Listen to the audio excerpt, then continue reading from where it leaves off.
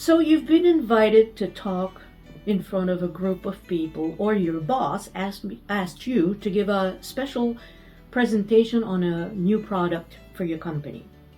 But the problem is you have no idea what you're going to talk about, or you don't know how you're going to start your speech.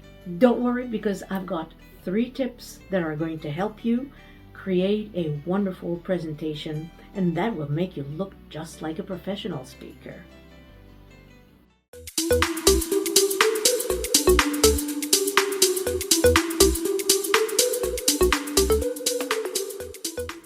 First, we have to understand and acknowledge that this fear of not knowing what to talk about or how to start a speech is something that's quite common. The most prolific and the best public speakers in the world have all gone through that. So, with 3 tips, you can overcome this problem quite easily. The first tip is to use a whiteboard. A physical one if you have one. If not, you can use a whiteboard that in all the software like Zoom, for example, where you can use a whiteboard, or mind map. If you don't have a whiteboard, if you don't know how to use the whiteboard application on Zoom, what you can do is you can use an old calendar and the back of the sheets. For example, this one. I often use this type of sheets to write many ideas. So you can either create a mind map or an outline. So there's no need to buy an expensive flip chart if you don't have one. Using the back of an old calendar will do perfectly fine. And what you do is just write all the ideas that come to mind. Don't worry if they're not organized. That will come later. What you want to do is come up with as many ideas as possible. Finally, once you think that you've got one idea that could be interesting for your community, for your speech, now you take another sheet of paper, and this is when you start by organizing your ideas. So, the first and the basic way of organizing your ideas is by dividing your outline by writing an introduction, the body, and the conclusion. In the introduction, it's simple. You're just going to introduce what you're going to talk about. In the body, you explain all your ideas, try in as much as possible to give examples, and if you can, give personal anecdotes. I know that when a speaker talks about his or her anecdotes, personal stories, that will usually keep me listening till the end, because life stories, personal stories are interesting.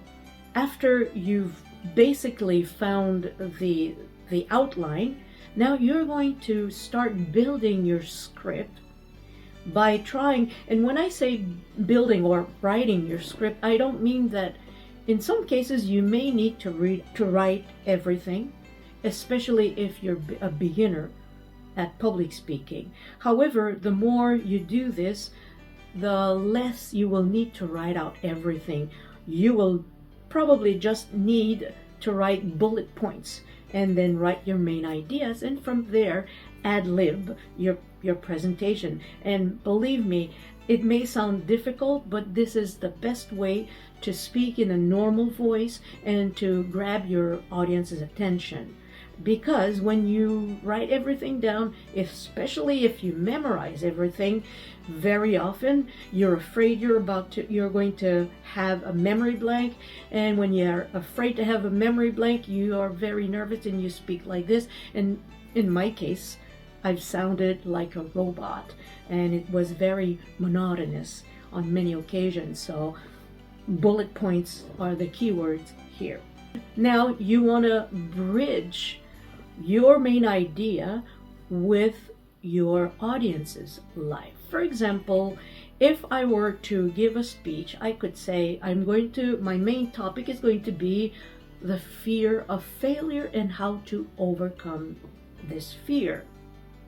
The fear of failing for me is as a public speaker. but I know that my audience, they're not all public speakers. So how can I use the fear of public speaking, and how can I use it as an example to help my audience overcome that fear?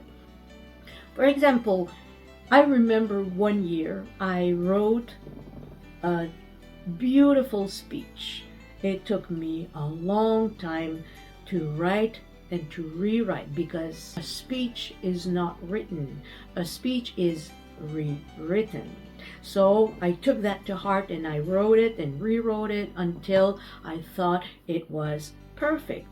At the local level, I was selected to be the best speaker. So when I went up to the next level, I thought for sure I was going to be among the best 3 speakers. But shock, oh shock, I wasn't even qualified. So that was pretty disappointing. So it got me thinking, why did I fail so much?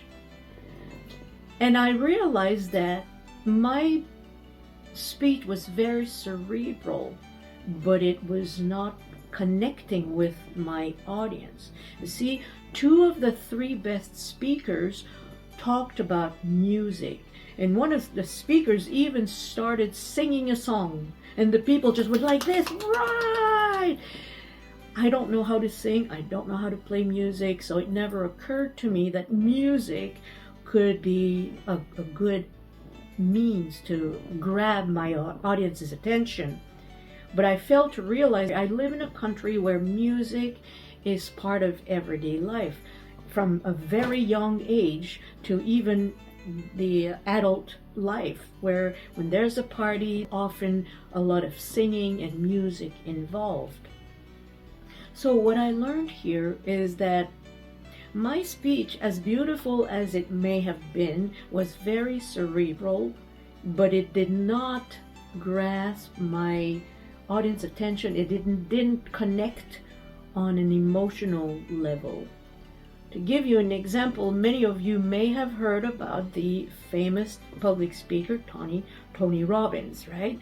He's an incredible speaker, and I've listened to his speeches on YouTube. I hear the same story over and over again. He talks about his humble beginnings and how he overcame to become the man that he is today, this great helper, helping people to improve their lives and to become the best versions of themselves.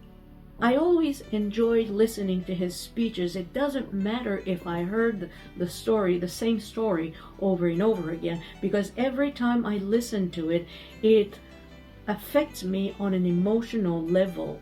It gives me hope. So this is what I was lacking in my speeches. But after that, I took that piece of information. Of course, I failed. It was painful. However, I took that piece of information, and every time I wrote a speech, I always kept that in mind. How can I connect with my audience? What can I give to my audience? At first, this is another important thing that I learned. I wrote for myself. I thought the speech would be beautiful, and that was satisfying to me. I forgot to think about my audience. So now, every time I write something, I'm not saying that I'm perfect. I'm not saying that I'm not going to fail again. However, I always keep you in mind. And the more I do it, the better I believe I will become. Don't you dare give up on yourself. So that was a long first point, but let's go to point number 2.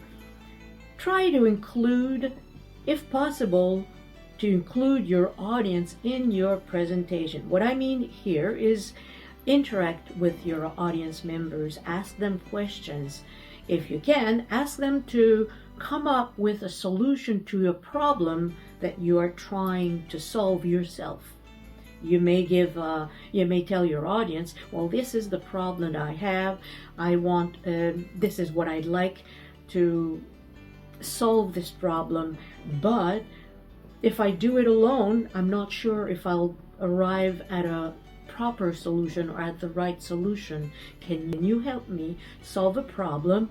We'll probably start an interesting conversation that will go far beyond the speech. It may get people to start thinking and start talking about something that needs to be talked about, that needs to be solved. If you can initiate a conversation, a point of communication, now that's what I call powerful communication. The last point, point number 3.